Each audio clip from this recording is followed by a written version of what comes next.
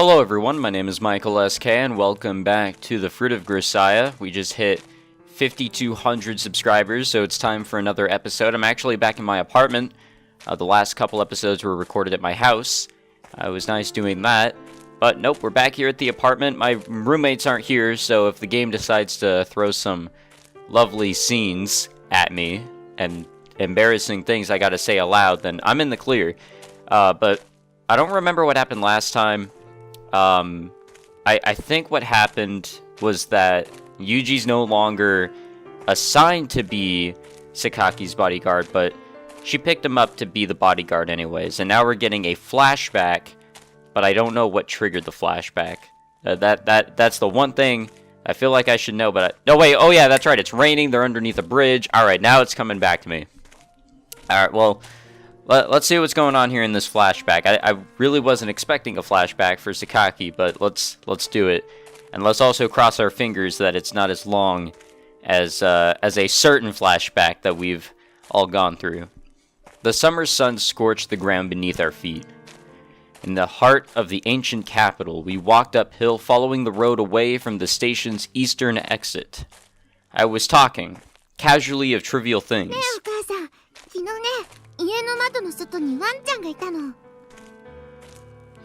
Looking up at the person holding my hand, I smiled. Alright. In contrast to my cheerful chattering, the woman walking at my side had a clouded expression on her face. Her profile was beautiful but cold, almost like that of a marble statue.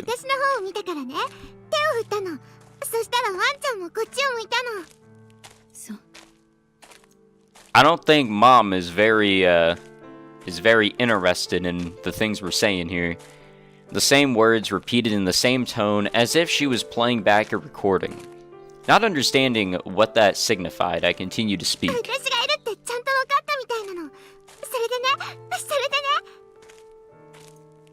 That trivial little event must have made me very happy, because I just kept on talking. Sentence flowed into sentence with barely a pause for breath in between. Matching the rhythm of my skipping steps, I pattered on faster and faster, filled with innocent excitement. First, her feet came to a stop, and without turning to look at me, her face still in profile, my mother finally answered.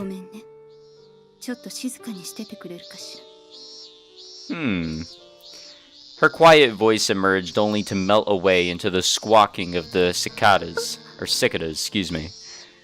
Actually, I think that's pronounced both ways, so whatever. Two pleasures, the skipping and the conversation, abruptly taken from me. I hesitated uncertainly, not sure where to direct my gaze. But soon I found a clear path forward, and my hesitation gave way to a reply. It was the phrase, "I'm sorry." How many times had I spoken those words by then?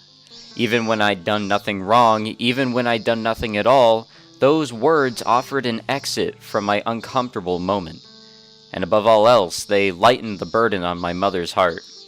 Mumbling those words had always been the best that I could do at times like those.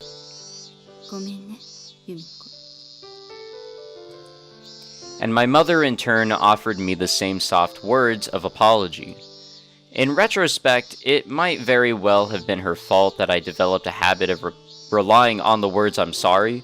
She spoke the phrase so frequently, it was probably only natural I'd begun to imitate her, excuse me. A cold profile, a rigid face, locked in position, never turning to me. Speaking a few words with nothing but a slight movement of her lips, my mother began to walk once more, her strides even smaller than usual. With a nod, I stepped forward at my mother's side, slipping halfway under the shadow cast by her parasol. As the shade swayed with her steps, the blazing sun flickered before my eyes like a movie shot on cheap film. We walked in silence through the midsummer heat, surrounded by the voices of cicadas. I squeezed my mother's hand tightly. Holy fuck, are they getting louder? Very tightly, as if that connection was the only thing in the world I could rely on. My mother, Misako, was born into the Kawamoto family, owners of a real estate business in the ancient city of Kamakura. After graduating from university, she accepted an arranged marriage to my father, Sakaki Michiaki. She was 25 years old. The Kawamoto were small-time landowners, and their business had fallen into financial problems. When their only daughter married the young president of East Beach Railways, a company that had taken complete control of the regional railroad network, the Kawamoto family treated it as a miracle comparable to winning the lottery. お帰りなさいませ。ああ。This fucking dude. あなた、お食事は？もう済ませた。いつものことを毎度毎度聞くんじゃない。着替えは？はい、用意してあります。すぐに支度する。30分後に出るから玄関に出して小島に渡しておいてくれ。はい。お父さん。My father was a complete workaholic with more than one house to return to. He only came to see us once a week and never stayed longer than an hour. At that point, I hadn't so much held a conversation with him. All I could remember were brief moments of eye contact in the hallway when we passed by each other. I can still remember the way he looked at me. There was no emotion in his gaze, not even contempt. Almost as if he didn't even realize something was there. His eyes were frighteningly empty. My room in that house was pointlessly large. Spacious as it was, it hadn't been made for a child to live in. The bed and closet were both adult-sized. For the most part, it looked like nothing more than just another guest room. A child's desk, a haphazardly purchased assortment of stuffed animals and toys. These were the only objects that suggested otherwise, and they felt deeply out of place. どんな挨拶をしたらお父さん返事してくれるのかな? I stood in front of my mirror, practicing many different facial expressions, earnestly thinking over a problem with no solution. どんな顔をしたらお父さんは帰ってきてくれるのかな? Alone in a room far too large for me, I thought about the stone-faced father I barely knew. How could I catch his attention? How could I make him realize I was even there? おはようございます。おはようございます。おはようございます。違うのかな？どうなのかな？おはようございます。おはようございます。おはようございます。 The fact that she has to practice just to impress her father is fucking terrible. Like, not on her. I'm not trying to, like, diss on her. I'm trying to diss on the dad. That he ignores his daughter so much that she has to practice how to even, like, go up to him and get his attention. That's just terrible. Within that staid and conservative railroad family, a daughter bore little weight. My mother's marriage had seemed a blessing for the Kawamoto family, but when she gave birth to me, it quickly became an uncomfortable topic. Her job had been to give birth to an heir to inherit the East Beach Empire. Instead, she had produced a daughter, at best a potential tool for political marriage. No one was to blame for that, but it was still a deep disappointment to those around her. My father had treated his new wife very kindly at first, but after I came into the world, and he learned that my mother was too physically frail to endure many pregnancies, he became noticeably brusque and distant. That transformation must have hurt my mother deeply. After it began, she grew gradually weaker in body and spirit, until finally she could no longer manage to take care of father's personal needs. My mother returned to her parents when I was 6 years old. She had endured as best as she could, desperate not to leave a bad impression on my father's family, but my mother was fundamentally a sheltered and fragile woman. Putting aside her physical condition, her mind had been worn down to the point where she could simply no longer cope. And so, one hot midsummer day, she gathered our luggage, took my hand, and left the Sakaki house. ああ、おかえり。おかえりなさい。 It's already livelier here, and we've just gotten 2 welcome backs. It wasn't a joyous homecoming for anyone involved. After an exchange of indescribably uncomfortable greetings, I thought they were pretty alright. They began an equally awkward conversation. 美佐子、体の具合は？大丈夫です。何もありません。それならしっかり治して道明さんのためにも早く戻ってあげないとね。はい。Yeah, let's just never do that. It was obvious at a glance that my mother couldn't possibly go back anytime soon. Still, my pragmatic grandparents wanted their daughter back with the Sakaki family before the wound of separation grew too deep. My mother may have wanted to return herself, even knowing that she was no longer capable of enduring that life. There was a slight edge of frustration in her voice as she vaguely affirmed my grandparents' words. They left me out of the conversation so completely that I began to feel invisible. In the end, I couldn't help but call out. When I spoke, my mother's hand twitched around mine, as if only just realizing that she'd been pulling me along at her side. As if she'd been trying to forget an unpleasant reality by averting her eyes from it. Yumiko, おじいちゃんとおばあちゃんにご挨拶なさい。Still not looking in my direction, my mother muttered those words quietly. おじいちゃん、おばあちゃん、こんにちは。I tried out the greeting I'd practiced for Dad on my grandparents. ああ、こんにちは。こんにちは。Their responses were stiff and awkward. They didn't so much as smile at me. It had already been decided that my mother would be hospitalized. Originally, the doctors had recommended admitting her in a psychiatric ward, but her return home under the cloud of separation would no doubt become the subject of gossip in the area. Who knew what people would say about a mental illness on top of all that? Instead, Mom returned home under the superficial cover of poor health and entered a general hospital. My grandparents had been busy enough with their struggling business. Now, they had new burdens on their hands, and they made no attempt to hide their exhaustion. The complaining began on the very first day. かわいそうに。生まれたのが女の子じゃなかったら、美佐子もこんな。おい、やめないか。だって、あなただっておっしゃってたじゃありませんか。せっかくの機会だったのに、台無しになってしまったって。I guess this is all the, oh man, if it was a boy sort of situation, all would be well. But nope, it was a girl, so all the plans are fucked, and yep, now everything's ruined, sort of deal that's going on here. それはそうだが。だから女の子だって分かった時にお医者様に強く言ってでもやり直しをすればよかったのですよ。美佐子の体が持たないことはお前も分かっていたじゃないか。でも。During the years I spent living with my mother's family, my grandparents never showed me anything like affection. In retrospect, I was an unwanted burden, a symbol of failure. I suppose they hardly had any reason to welcome me, but even so, it was a form of cruelty. 美佐子も入院するし、由美子を学校に通わせないといけないし、どうしたらいいんだか。榊の家からは生活費も出ているのだから、それでいいじゃないか。よくありませんわよ。会社の方が当座の資金にも苦しい状況なのに、あなたどうしてそんなにのんきなことを言っていられるんですか？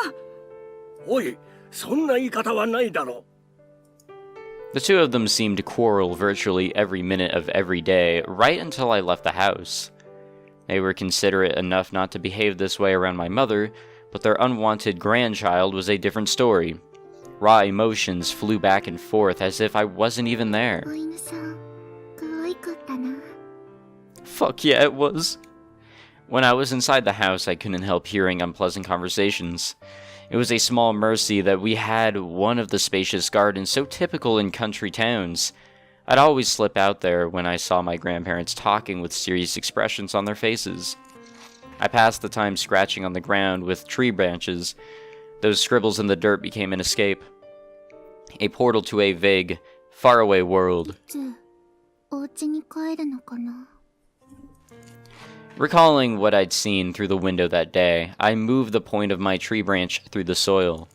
Recalling my few happy memories, I drew them out one by one, over and over, hoping to make them even slightly more vivid in my mind. My drawing improved quickly in pursuit of a clear and unmistakable exit from reality. God damn.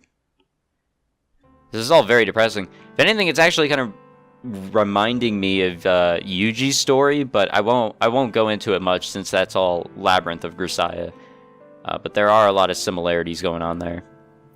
I carefully combed my shoulder-length hair and tied it back with a rubber band. I hadn't particularly been trying to grow it out, but once I understood that haircuts cost money, I had simply allowed things to take their own course. Not to imply that my grandparents were keeping me in rags. They were far too vain for that. I always had the minimum necessary to look respectable. But ever since I'd grown old enough to understand my position, it was difficult to muster the slightest interest in fashion. I opted for plain dark clothes. The more inconspicuous, the better. My hair fell straight to the shoulder in the simplest possible style. As a child, I wanted nothing more than to be noticed, but at some point, I'd begun to seek refuge in my own anonymity. It seemed safer to be ignored. Pausing under the weathered eaves, I offered a farewell to no one in particular, then walked off alone. I had grown tall. I was wearing a middle school uniform now. Nobody had commented on either fact. Ever since arriving at that place, I had been alone. There were always people in the house, but I was alone. Yumiko Jocha, kyou no obento desu yo. Thanks, Toshi. Arigato, Toshie-san.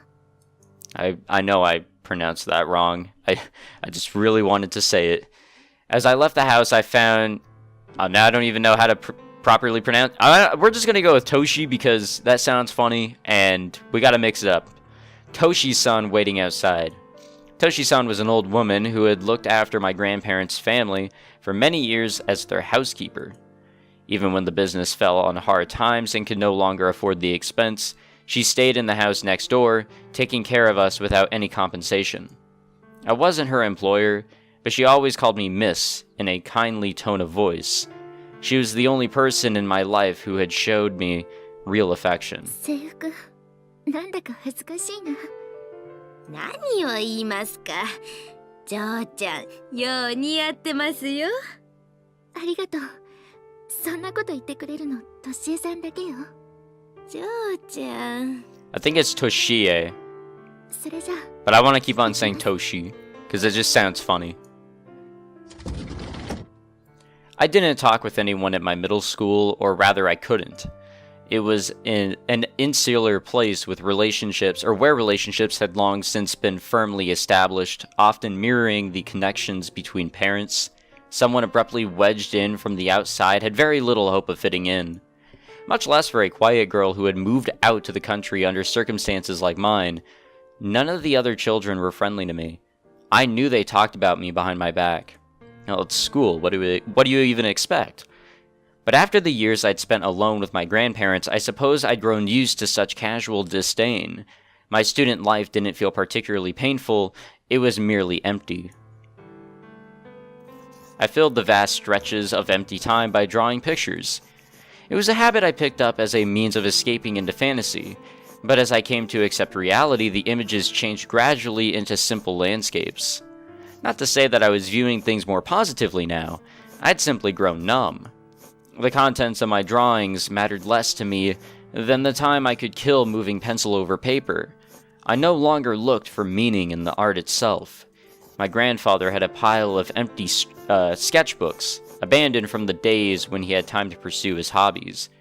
I made a rare request and took them as my own. Day in and day out, I filled their pages with dull landscapes. With mechanical movements, I drew hollow images of a hollow world. When school ended, I would make my way over to the hospital where my mother was staying. The hospital was further from my grandparents' house than my middle school. To reach it, I had to walk a good 2 kilometers, first descending a slope and then climbing back up. I didn't have a bicycle, and asking for a bus fare would have been unpleasant, so I always traveled that road on foot. Well, 2 kilometers isn't so bad, but on a kid, yeah. Of course, it wasn't pleasant, but I developed an obstinate streak of my own. That hike had become a part of my daily routine. あら、榊さん。こんにちは。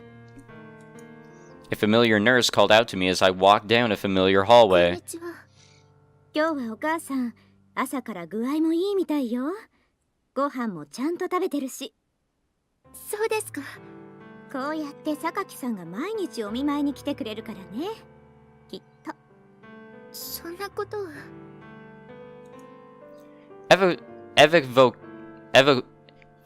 Equivocating, there we go. With a weak smile, I nodded to the nurse and walked away. Sorry guys, English is really hard. My mother's condition was always seesawing from improvement to setback. It wasn't the sort of disease that could be cured with some wonder drug, and in Mother's case, the doctors didn't entirely understand the causes of her illness, or even the reasons she wasn't healing. There was no clear path to a complete recovery. By that point, I understood that my existence had a great deal to do with her sickness. My visits couldn't possibly have been helping her. It was probably just the opposite. I walked rapidly toward room 301 in the A ward. There was a part of me that thought those visits were pointless, but without them, I would have lost the only thing I had left, my origins. Even as I isolated myself behind an inconspicuous appearance, in that one place I desperately sought some kind of connection. お母さん。 My mother had been given a private room. The hospital's administrator was an old acquaintance of my grandfather's, so it had been arranged at a considerable discount, or so our gossipy neighbors believed. It was a pure white room, largely empty except for the plain medical bed standing by the window. My mother passed her days lying there. There was no medical reason she couldn't go out, but she never tried. 由美子。今日も来てくれたのね。 My mother greeted me with the most convincing smile she could force onto her face. But that face didn't turn toward me. 今日は具合がいいって、さっき看護師さんが。 Setting up a folding chair at her bedside, I began to speak. Her physician had asked me to fill the visits with conversation. Even the silliest little things will do, just keep talking to her, please. ご飯もちゃんと食べられて、よかったね。 But I filled every moment with silly chat for a different reason entirely. それでね。 The conversation was almost entirely one-sided. My mother's responses were mostly monosyllabic. It was difficult to tell if she was even listening. Even so, I continued to chatter away. 今日もいい天気だね。 Eventually, I ran out of things to talk about and changed the topic to the weather out of desperation. But by then, even the monosyllabic responses had trickled to a halt. Damn, that hurts. Time flowed by in silence. 1 minute of stillness. 3, 5. Finally, my mother slowly opened her mouth to speak. Even before the words came, my body twitched in ご alarm. めんね。本当に。お母さん、こんなんで。そんなこと。 When my mother spoke to me, it was always to deliver an apology. That was why I babbled away so persistently. I didn't want to give her the chance to speak. 今日はもう帰るね。そう。 Folding the chair with a few practiced movements, I leaned against the small shelf on the wall. それじゃあ、また明日。 So her will is gone, basically. She's sort of losing her will to do a lot, to function pretty much normally as a human, which is bad. It explains why she'd lose her appetite or straight up not want to eat or go outside or speak or anything. She lost her will because she thinks she's a useless mother, and that's just terrible.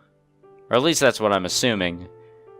I don't know. If I was in Sakaki's place, I probably would have said some other things and been a little bit more, I guess, upfront and persuasive maybe, and not just say like, no, that's not it, and then leave it at that and just leave the hospital. I think I would have been a little bit more persistent, but you know what? That's just me. I came to this place in search of connection, and every day I went home with nothing but disappointment.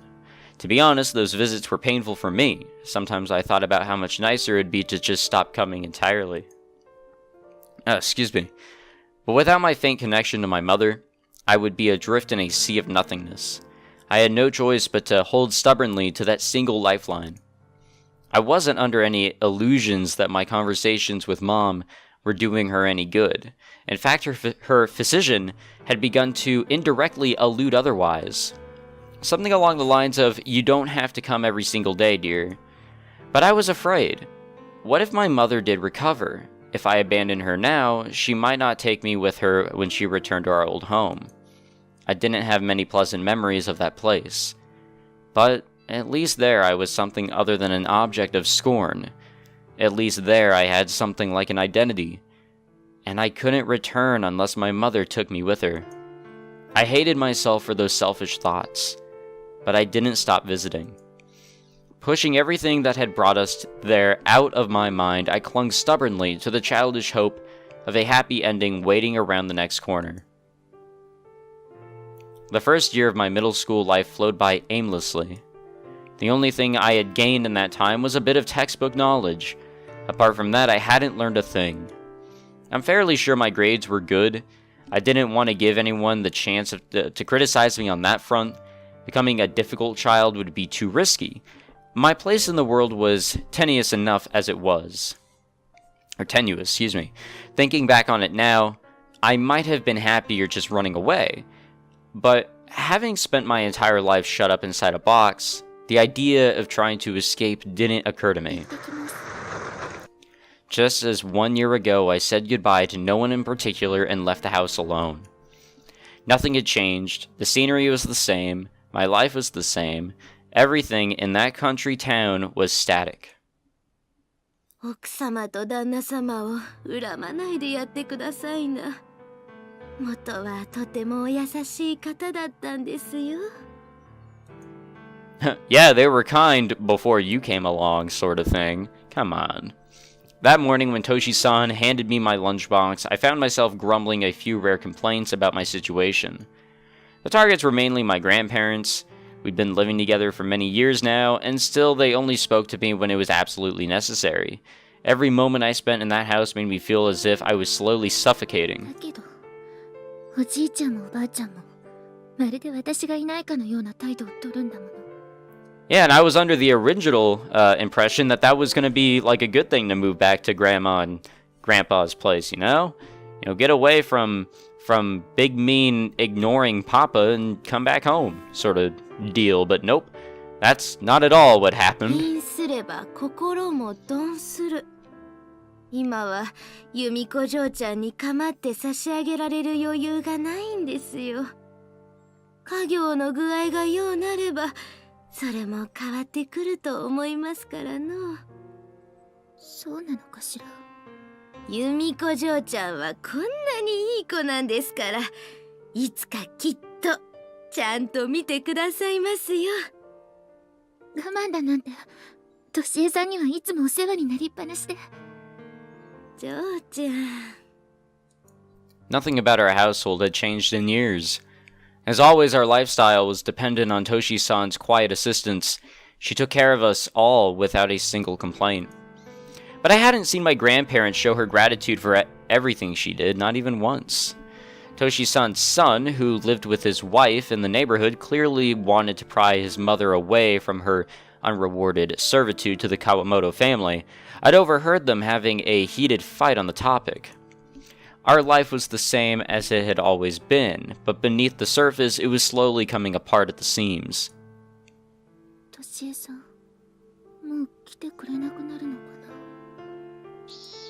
One day I was making my way along a sloping road I had once walked with my mother, bombarded by the cries of cicadas. The area around my grandparents' home was a district with strict regulations on the height and variety of buildings, so the scenery hadn't changed much in the years since my mother entered the hospital. It was picturesque, in a way that seemed to appeal to rich people. Many city dwellers had their second houses nearby, but I could never come to enjoy the scenery. It left me cold. The things that mattered to me changed for the worse, but the things I hated, the things that left me cold, never seemed to go away. Driven by frustrating, indistinct feelings of powerlessness, I began to walk faster. But with a flinch of surprise, my legs suddenly came to a halt. ああ、おはよう由美子ちゃん。学校に行くところ？歩きながらでいいからさ、ちょっとおじさんの話に付き合ってもらえないかな。Now, I don't know about that one. After that moment of hesitation, my legs began to move once more, faster than before. Striding along, almost like a race walker, I hurried down the road leading to my school. お父さんがね、最近またちょっとおじさんの耳に入ってくるようなことをやっててね。二宮さんって由美子ちゃんの知り合いにいなかった？ No. ちょうどお母さんと同じぐらいの年の女の人なんだけど、もし知ってたら何でもいいんだ、おじさんに教えてくれないかな。それとこれは由美子ちゃんの家のことなんだけど、お母さんが昔お父さんと一緒に暮らしてた時にお手伝いをしていた人の。おじさん。なんだい由美子ちゃん。 Coming to an abrupt halt, I turned to face the man. 前にも言いましたが、私何も言いません。質問にも答えません。だからこうやってまとわりつくのをやめてください。いや、だからだね由美子ちゃん。Yeah, I wasn't following you. I was just walking in the same direction as you and speaking to you, even when you clearly didn't want me to speak to you. 名前で慣れ慣れしく呼ぶのもやめてください。失礼します。やれやれ。 No. 父親譲りだな、ありゃ。 No. You're just a fucking idiot. Jesus Christ. There was one significant change in my stagnant life. A reporter from a gossip magazine whose job seemed to consist of digging for information on my father was making a habit of loitering around me. I had first met him during the winter of my first year in junior high. At that time, I was still comically naive. At time, alright? I think that's the first true mistake I'm seeing here in the Fruit of Grisaia. Maybe, I don't know. You don't say at that, you say at that time, not at time. What the hell? He approached with kind words and sympathy, two things I wasn't used to getting, and convinced me to open up to him about my family's circumstances. Pathetic as it was, I didn't realize it was all for an article until the moment my grandmother threw the tabloid in my face and delivered a furious scolding. Humiliated and bitter, I swore to myself to never again discuss personal matters with strangers, or to trust their compassion. And despite it all, the very same journalist had the nerve to show his face in front of me again. Every time something happened, he'd come around sniffling for scraps of information. Speaking with him felt like brushing against an enormous and particularly slimy leech. I marched ahead as quickly as I could, one fierce step after another, trying to shake off the lingering residue of our encounter. But then again, the place I was hurrying to wasn't exactly pleasant in its own right. 駅前んとこのさ、ロータリーのとこでヤマッチいたんよ。声かけたらあいつ逃げやがってさ。あいつ最近付き合い悪いよな。彼女できたのかな、やっぱし。嘘、山地誰かと付き合ってんの？あれ、知らんかった。C組の木本いいじゃん、あいつの。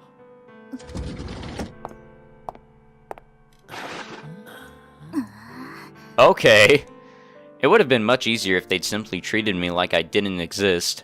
Their clumsy method of ignoring me could sometimes become a weapon as sharp as any insult, I was well past the point of letting each and every sudden silence weigh on my mind, but it still wasn't exactly a pleasant feeling. 今日も来てんぞ、あれの子が。あいつ成績はいいけど、母親はあれの病気で病院いるんだよな。怖いよね。きっとあの子もさ、そういうのを。The more I tried to ignore them, the more their whispers seemed to pierce their way into my ears. A year had passed since I'd first set foot in this school. By then, there wasn't a single person in my class who didn't know all about my family. There's no such thing as privacy in the countryside. The real nature of my mother's illness, which should have been kept absolutely confidential by the hospital, had filtered all the way down to middle schoolers' gossip. A purely academic question occurred to me. If this wasn't despair, then what exactly would qualify? ここも逃げられない。 I opened my sketchbook beneath my desk, making sure that nobody could see. I'd kept at my art, and flipping through the book, it was obvious that my ability to depict fine details had come a long way in the last year. But all that really proved was how obsessively I'd sought escape. How deeply detached I'd grown from the world around me. Rather than pride, I felt something like nausea. Even my art was beginning to lose its value as a refuge. The room was pure white. Nothing had changed here. Not the room, not even my mother's posture in her bed. It was as if I'd never left. Every time I walked in that door and saw her sitting there, I felt a surge of irrepressible pity run through お me. 母さん、来たわよ。あ、由美子。いらっしゃい。 As always, I saw my mother in profile. As always, her gaze didn't turn to me. As always, she smiled quietly. But there was no tenderness in that expression.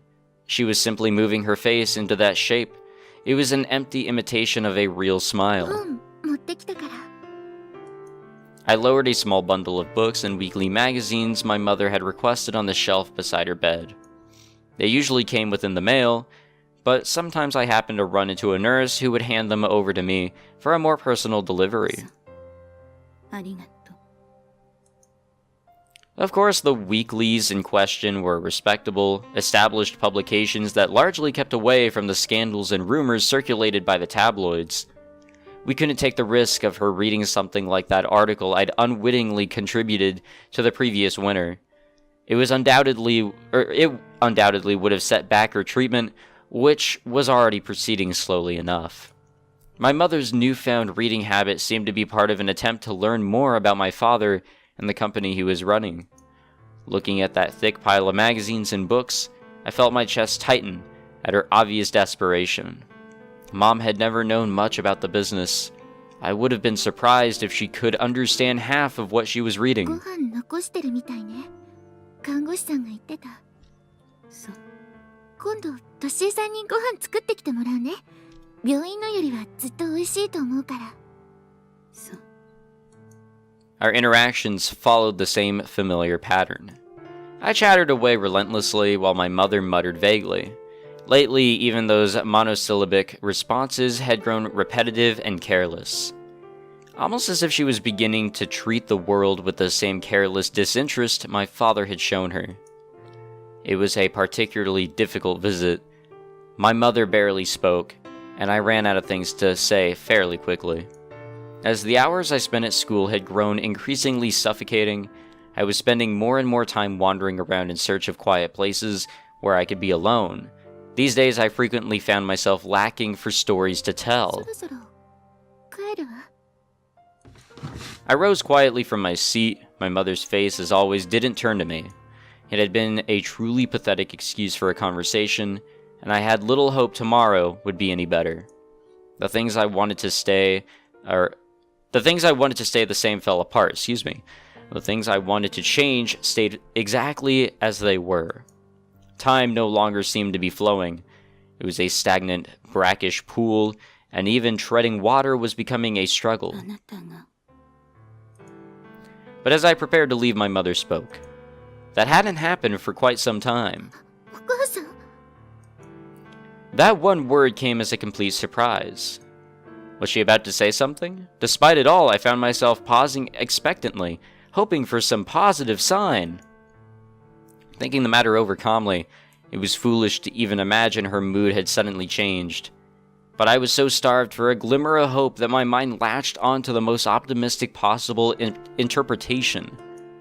And then with a few simple words, my naive, happy end scenario shattered like the fragile piece of glass it had always been. あなたが男の子だったら Well, I よか guess ったのに we all should have saw that one coming. I mean, come on, I even brought it up earlier. It's obviously that scenario. But you don't tell that to your daughter. God damn it. My mother had never said anything like that before. No doubt the thought had crossed her mind, but so long as she had even a shred of rationality remaining, the words could never have passed her lips. After all, if she were to say that,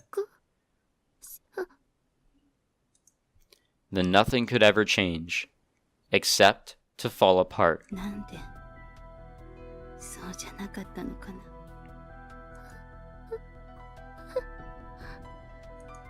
Something slipped out of my hands and clattered to the floor. A visitor from the company had dropped off a few jelly desserts. I'd been taking one from the shelf with a spoon. My mother had been skipping her meals lately, but I thought she might at least manage to eat that. Considering the season, a white peach jelly seemed appropriate. Maybe it would be easier for her to hold a spoon with a flat handle. Moments before, those were the only thoughts in my mind. They were gone now, obliterated by my mother's words so completely that it was as if they'd never existed. I ran as fast as I could, pushing my heart so hard I thought it might just sputter to a stop. Down the slope in front of the hospital, up again, onto a large curving detour, past the station, around the corner from a small cleaning store, into the remains of an abandoned factory. Only then, absolutely confident that I was alone, did I finally come to a halt. Gasping for air, I doubled over and held my trembling legs with both hands, propping up a body that seemed ready to collapse. The world flickered before my oxygen-starved eyes. My peripheral vision was dimmed and clouded, as though I was peering out from inside a tunnel. I could feel sweat pouring out from all over my body. My hair and clothes were completely disheveled. I'd fallen at some point on the way over. There were scrapes on my knee and elbow. I pushed myself erect, a tattered mess of a girl.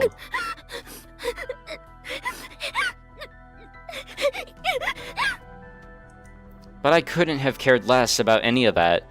After all, the tears streaming uncontrollably down my face were far more blatantly pathetic than my beat-up clothing.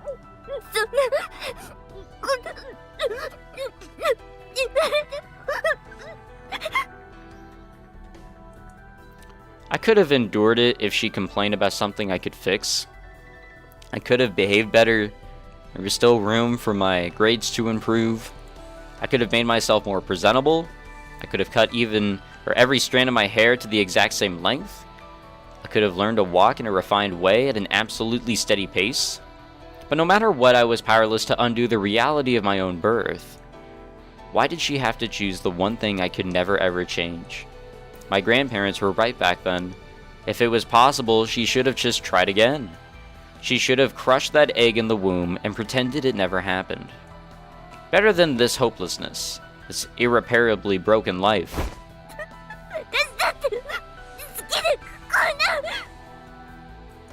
Placing my hands against my breasts, I pushed down with all my strength. How could a thing so totally beyond my control bring such misery? I felt a dull throbbing pain deep inside my chest. The painful pressure was accompanied by a slight twinge of stimulation. Even as I rejected it, my body reminded me that I was female. Yeah, pushing your tits in isn't going to turn you into a boy. Sorry to say. There was pain, but at the same time, I could feel the blood throughout my body beginning to stir in an unfamiliar way. Instinctively, I knew that it was something sexual, and I shivered with pure loathing. I hated my body. I hated the woman I was becoming.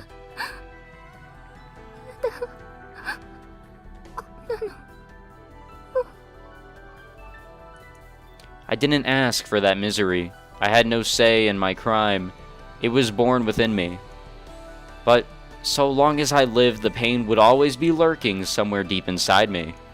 If only you'd been a boy. With one phrase, anyone could reduce me to nothing. I could study all I wanted. I could be the sweetest, most well-behaved person in the world. But so long as I stayed in that body, my naked vulnerability would never go away.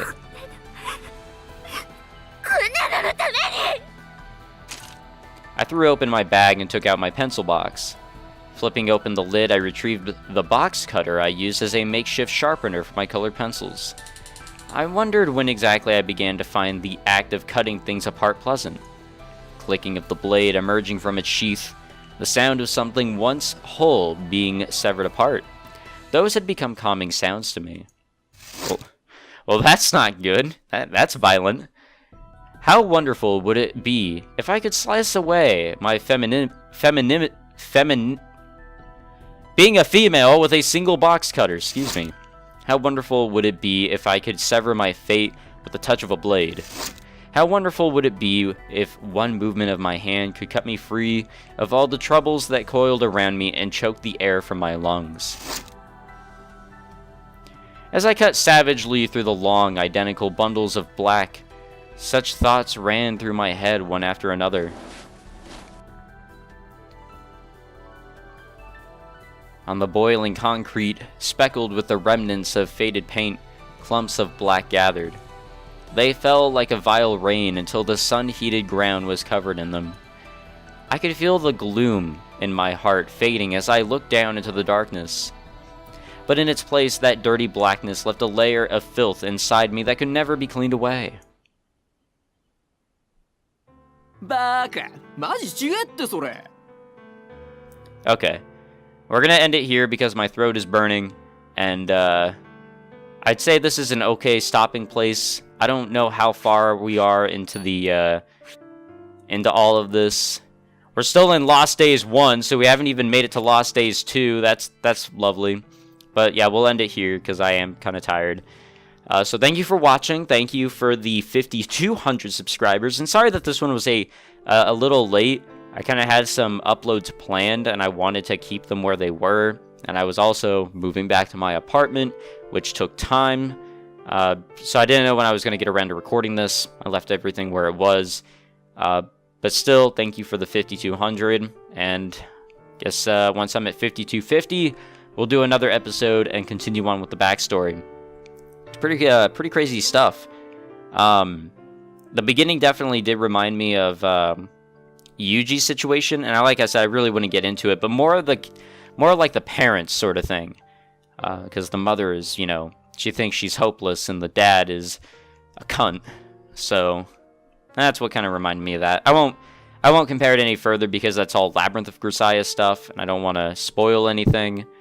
But yeah, anyways, thank you for watching, guys. Hope you enjoyed. If you did, please leave a like, subscribe, and I'm gonna go chug a bunch of water. So I'll see you guys next time.